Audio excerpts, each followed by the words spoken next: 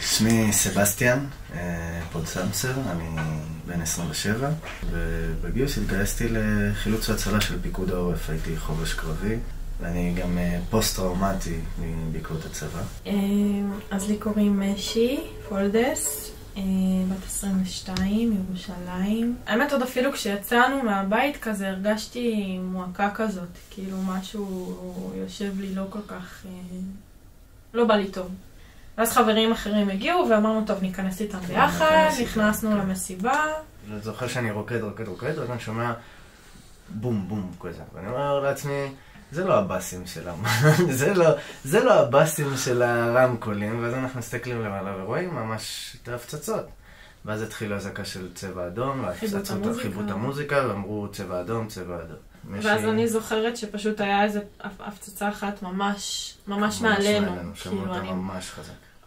ממש ראינו את זה מתפוצץ מעלינו, ואני שם, כאילו, יש לי קצת דבר של חרדות, ופשוט חטפתי שם התקף חרדה. אז הצוות הרפואי שם של המסיבה, כאילו פינו אותי שם לאזור של המרפאה, ועם החבר של סבסטיאן, שהוא פרמדיק. ושם הביאו לי 2 כדורים של הרגעה לחרדה, שבדיעבד הבנתי שזה כדורים שאחרי שלוקחים אותם בגדול הולכים לישון. שזה מאוד עזר להרגיע את החרדה, רק שאחר כך זה מאוד הקשה עליי כשהיינו צריכים לרוץ, שנגיע גם לקטע הזה. היא הייתה מאוד ג'לי פתאום, היא הייתה מאוד כזאת. אז אני קולט שיש פקק בכביש, ואני רואה גשר. אז אמרתי, אולי אני אנסה לעבור מתחת לגשר, ואז ראיתי שזה פשוט דרך 4x4 כזה, דרך שטח. אז עצרתי את הרכב שמה, ויצאתי מהאוטו, ואני שומע שעדיין יש הפגזות. והתחלנו ללכת, ובאיזשהו שלב אני מתחיל גם לסחוב אותה, כי היה מאוד קשה ללכת כזה.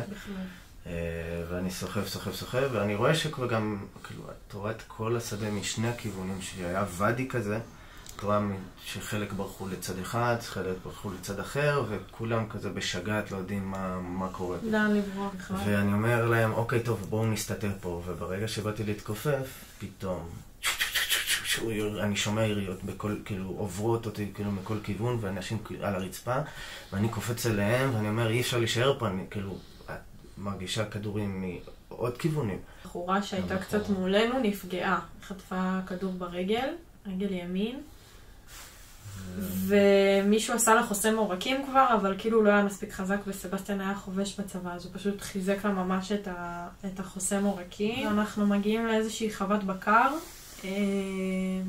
נטושה, לפחות ככה היא הייתה נראית. זה היה כנראה של איזה, כי אז הגיע הבעלים שלו, וזה היה איזה בדואי מהאזור גם. באיזה שעה זה היה? לא יודעים. לדעתי לפחות 9, 10? יותר. לא, אם הגענו אחרי זה ב-12 לפטיש. הגענו ב-12 לפטיש? היינו שם בערך 9 וחצי, 10, משהו כזה. אז אני רואה מישהו באיזה 200 מטר באמצע שיח, באמצע שדה, רואים מישהו יוצא. ואז אמרתי, זהו, מחבלים. כאילו, זהו, הלך עליהם. אז אני רואה אותו עושה שלום כזה, והוא בלי חולצה ובלי כלום.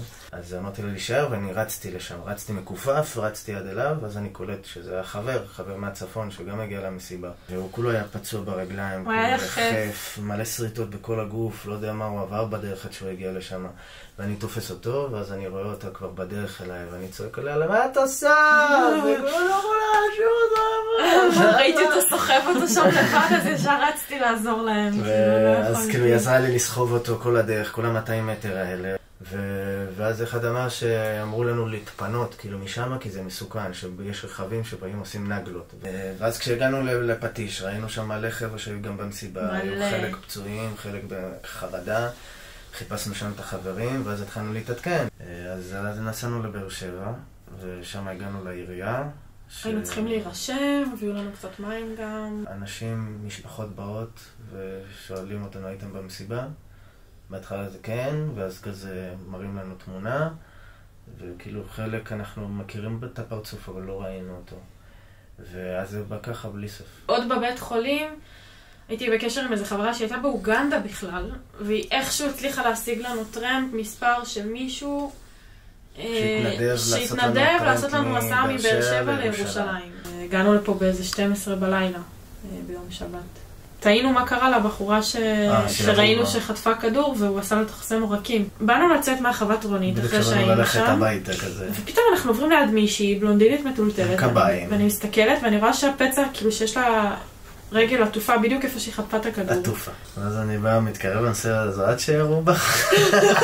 זה אז עם החוסם עורקים, ופתאום, וואי, זה אתם. איך התרגשה, זה היה ממש מרגש. זה סגירת מעגל גם בשבילה, לפגוש עוד אנשים שהיו שם.